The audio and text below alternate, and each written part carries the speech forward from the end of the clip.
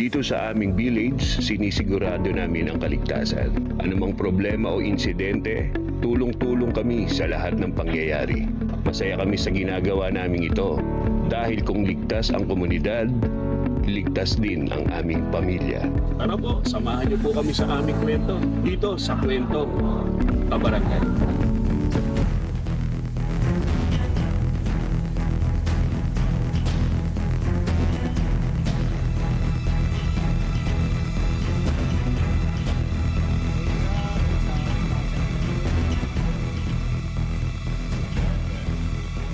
Meron tayong suspicious location, area 2, basketball court. Wearing striped shirt, black pants, slipper with black bag. Over. Roger that. Anong subject nga? Suspicious siya, wearing striped shirt, black pants, and sling bag. Over. Roger that, copy. Sige, proceeding kami sa area. Roger that, sir. Over and out. Roger, 28.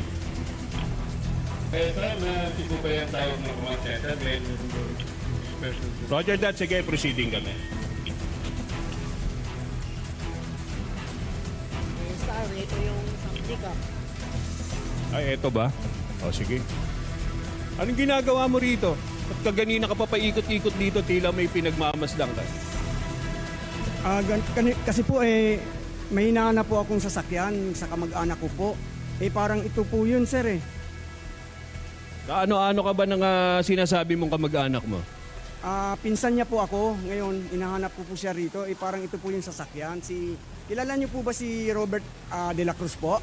Si Robert De La Cruz, isa siya sa residente rito sa aming village.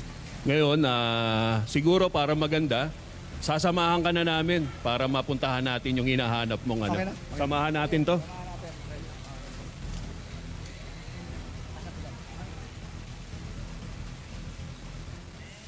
Sila po ang mga alerto at lagi nakabantay na volunteers mula sa Oo New naman. St. Francis Village Radio Communication and Emergency Response Group, Hector Igarta at Ariel Rakim. Magandang umaga! Magandang umaga po! Magandang umaga! Good morning, kasama ang kanilang buong team, kasama ang kanilang grupo. Yes. Sino po si Sir Raquel? Tama po ba? Hector and Ariel. Sino si Sir Hector? Ako po si Hector. Ariel Rakim po.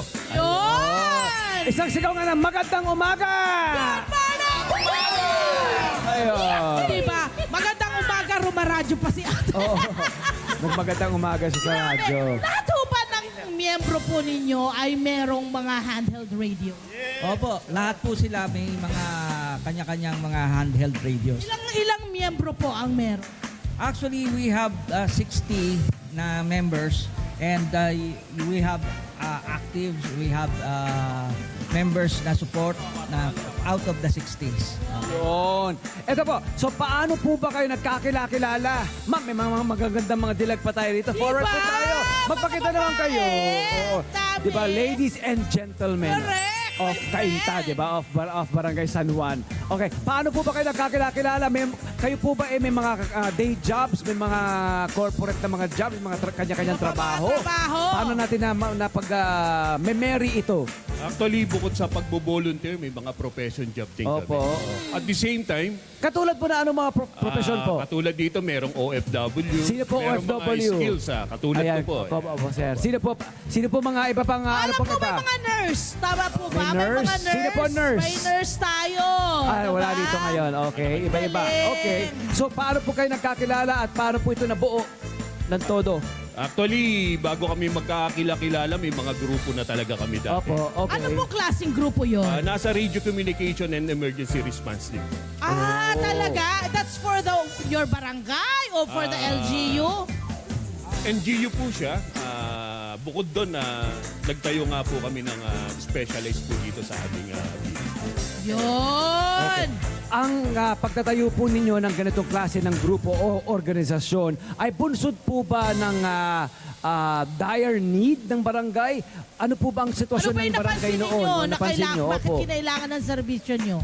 Unang-una, dahil sa pagmamahal namin dito sa aming community kaya Yun. naisipan namin. No? Opo. Actually, bukod dun sa mga response na mga binibigay namin, sabi ko siguro kailangan na magtayo tayo ng isang grupo rito para naman makatulong sa mga ating mga kapitbahay rito. Okay. Yung mga handheld radio ninyo, syempre may presyo yan, hindi yan mura eh.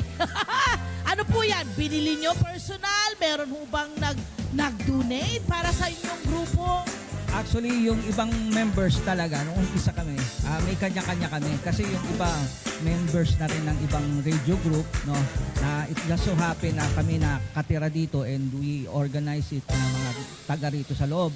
And another one, yung aming butihing mayor po, nag-donate po sa amin ng radio communication nung nakita niya yung grupo na meron dito sa loob ng St. Francis. Ang gusto naming malaman mula po sa inyo, bukod dun sa mga kanina, yung dramatize nila, Tama, yung oo. ilan sa mga nire-respondihan po nila eh. Ano na ho yung parang mga naibigay niyong serbisyo para sa inyong mga kabarangay or ka-village po ninyo? Marami na po. Actually, mayroong assistance ng medical. Pag may mga nangangailangan ho ng itatakbo sa ospital, we coordinate, we have a linkage with our local barangay. And then nagpapadala po ng ambulansya rito, we assist, no? And then yung fire, pag may mga sunog din po dito, ay dali-dali po na napapapunta natin ang ating fighter dito through the radio communication. Kaya, opo. Yes, and even yung mga nangyayari po dito sa loob ng may nakawan, no? Nagagawan po natin, nahuhuli natin yung iba, napapadala po natin sa barangay at sa presinto. Ganda! Ganda! At kumusta naman po so far ang outcome? Kung baga kung i-gauge natin ang success rate ng ating organisasyon, nasa ano po ba? Anong porsyento? Usually, nasa mataas po ng porsyento, re-rate na po natin ng mga 95%. Wow. Kasi Ganda! minsan may mga false alarm po tayong tinatawag eh.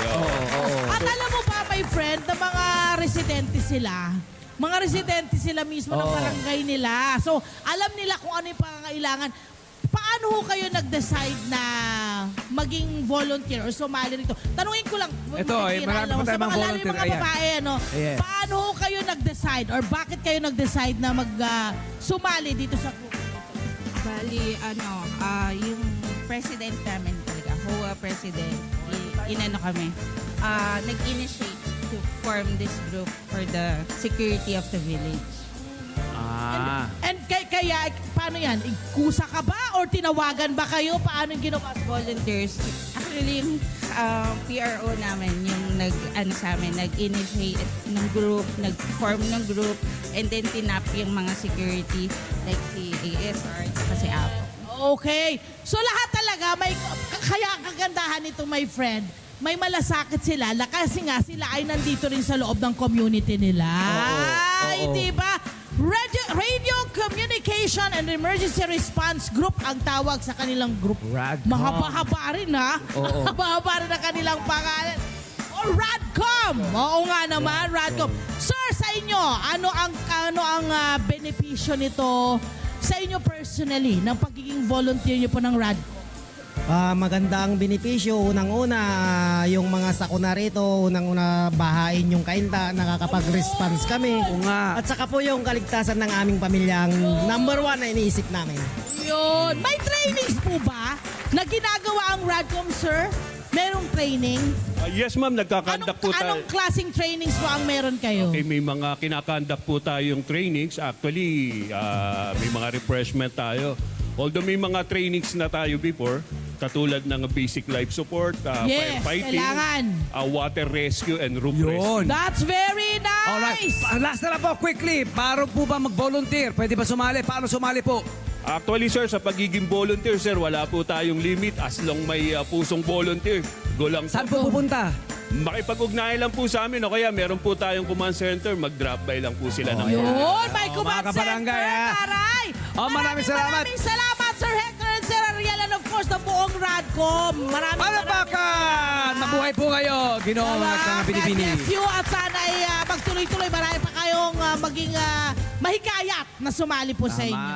Hello po mga Kanet 25! Si Kuya Tony Pet po ito mula sa Love, Tony Pet and Everything. For more Love, Tony Pet and Everything updates, just click on our subscribe button and follow us on our Net25 social media pages at Net25 TV and at Net25 Entertainment Facebook.